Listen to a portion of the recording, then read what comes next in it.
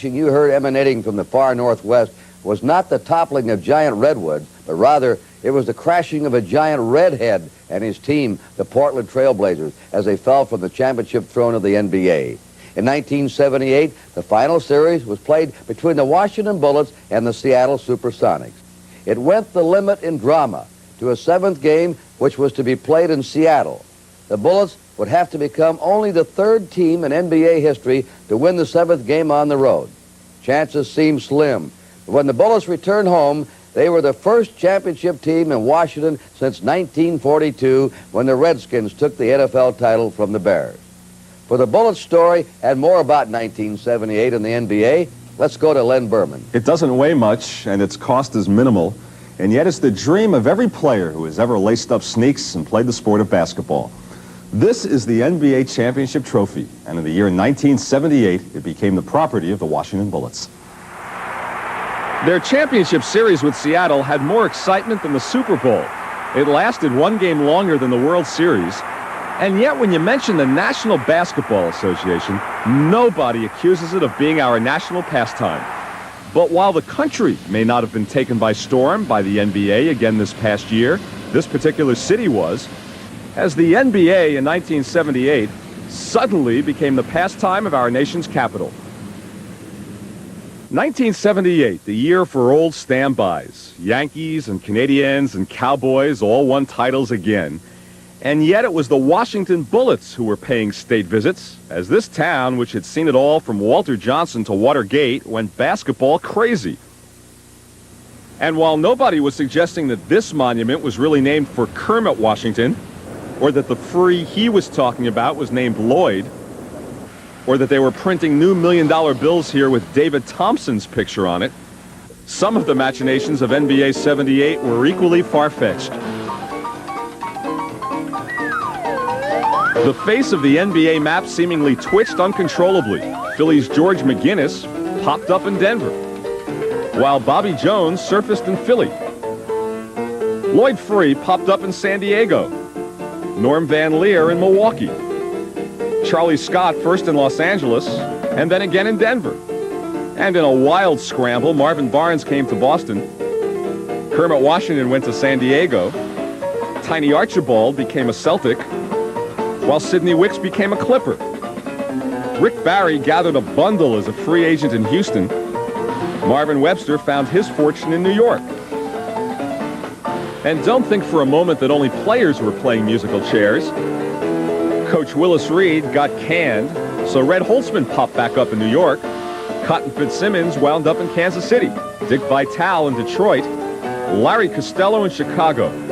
Red Auerbach refused to general manage in New York or coach in Boston. As his protege, Tommy Heinsohn, got fired, so did his replacement, Tom Sanders, so a player, Dave Cowens, became coach. And when owners got tired of changing players and coaches, they swapped whole franchises. The owners of Boston and Buffalo did it, so say goodbye to Buffalo and say hello to San Diego. On the court, nothing was predictable either. Defending champ Portland fell apart in a staggering series of injuries as Bill Walton challenged his team's medical practices, demanded to be traded, bid his talents to everyone, and sat out the new season. Star-studded Philadelphia, which lost to Portland in '77 and told their fans, "We owe you one," lost to Washington in '78, and now Dr. J and company owe them two. All the while, Seattle came out of nowhere to the finals. One Supersonic fan suffered a coronary. When he came to, he asked not of his health, but of Seattle's. At times, the men paid to enforce the rules decided to break them. Richie Powers actually told New Jersey and Atlanta to play illegal zone defenses. Another time, he called 3 technical fouls on a coach when 2's the limit. He was punished on both counts. Kermit Washington, then of L.A., rearranged Houston's Rudy Tomjanovich's face with one punch, got suspended, fined, traded, reinstated, and sued all in a 2-month stretch. Cleveland coach Bill Fitch revealed he offered 70 draft picks for the Lakers' Kareem Abdul-Jabbar and got turned down flat, while Chicago tried to unretire 42-year-old Wilt Chamberlain, all 275 pounds of him. But not everyone in the league had gone mad in 1978. Welcome to the Capitol Center in Landover, Maryland. And welcome to a story that is not only sane and real life, but it has a happy ending to boot. Number 41, 6'7" from Louisville, Russ Armstrong. He never had the catchy nickname nor the flashy style. After 10 years of toiling in the trenches, playing in 2 championship series and not winning a single game, after a decade of playing like a champion, he finally got the title to go along, as Wes Unseld became the playoff MVP and gave Washington its first sports championship in 36 years. He added the ingredient that we never had. He does a lot of other things that most people who aren't too familiar with basketball, the subtleties of basketball, really understand, such as setting the picks. He's a great passer. He does all the dirty little things that have to be done. Not dirty, but hard work things. He's in the trenches every minute of his game. He's rebounding, he's blocking off, he's playing defense, he's throwing the outlet pass, and it doesn't matter to him if he scores 3 points or 30 points as long as we win. You've got to understand that not many players want to do all that these days. I think the reason one is that a lot of players don't want to do is that you don't get your name in the papers for doing those things. There's no stats for going on the floor after a ball. You get stats for rebound, but nobody looks at them.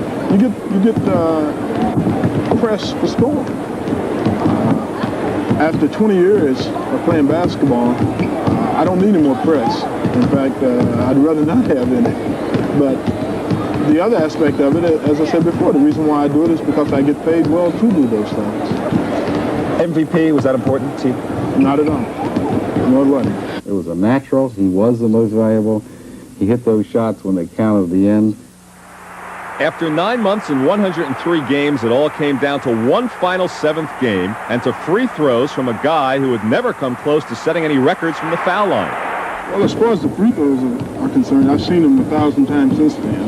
The misses and the makes. Unseld had time to think about the shot, time for pressure to build.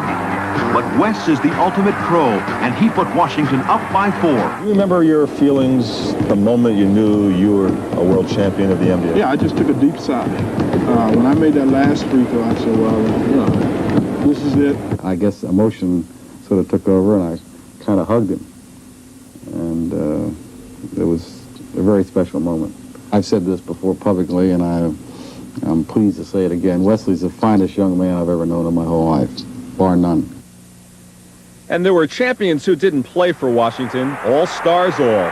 San Antonio's George Gervin, the league's scoring champ, averaged over 27 points a game, just beating out David Thompson.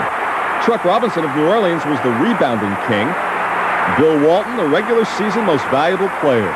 And Walter Davis of Phoenix, the league's Rookie of the Year. And there were streaks. Portland's 44-game home winning streak was snapped by Denver. But no streak compares with John Havlicek's, who after 16 years hung him up at Boston Garden. What more can I say? Thank you, Boston. I love you. 16 years of championships and records and moving without the ball and clutch play, a thoroughly class act which will be impossible to duplicate. And we can't leave the NBA in '78 without talking about opera. There have been some great slogans to hit this town. Tippecanoe and Tyler too. The buck stops here. But none can compare with Dick Motta's Fighting Bullets slogan, "The opera ain't over till the fat lady sings." It may have helped the Bullets, but it definitely set back opera 50 years. The Washington Bullets have won it all in 7 games. And if you listen real carefully, you'll hear the fat lady singing.